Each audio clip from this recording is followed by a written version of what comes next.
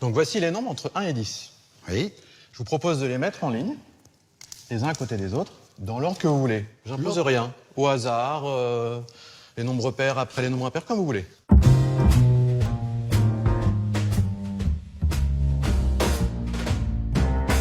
Donc, on va chacun prendre un nombre aux extrémités, soit à gauche, soit à droite. On n'a pas le droit de prendre des nombres au milieu. Que sur les bords. Voilà. Et pour gagner, il faut que la somme de nos 5 nombres soit la plus grande possible.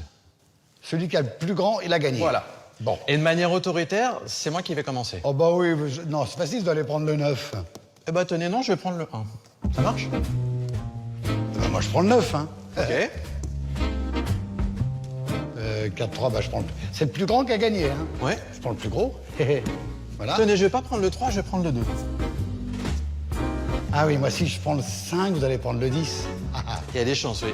Donc, je prends le 3. Je perds que 2 points, ça va. Ah, zut, il prend le 10. Bon, bah, je prends le 6. Ah, je l'ai quand même eu le 10. Hein. Oui, vous avez quand même eu le 10. On fait le total? Oui. Bien. Ah, zut, 28, 27. J'ai gagné. C'est vous qui avez gagné. Oui. Et vous gagniez à coup sûr. Oui. Quel que soit l'ordre dans lequel vous avez mis les nombres au départ, si je joue en premier, je suis sûr de gagner. Bon, on remet les... Et puis vous me dites comment Oui, vous avez fait. parfait. C'est quoi le truc?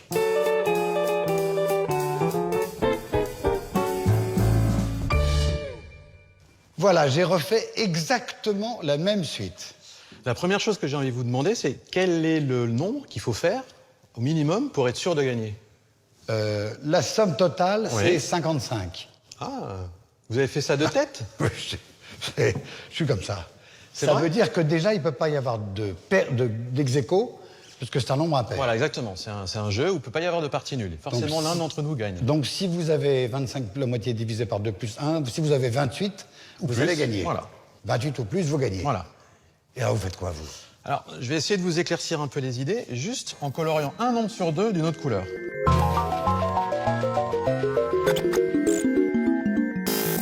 Je vais vous poser une question idiote. Est-ce qu'il vaut mieux avoir les 5 blancs ou les 5 oranges?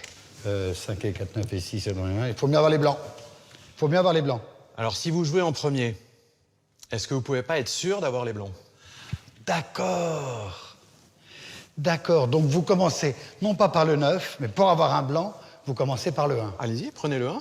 Je gagne à tous les coups. Oui. C'est moi qui commence, Oui. c'est moi qui gagne. C'est votre revanche.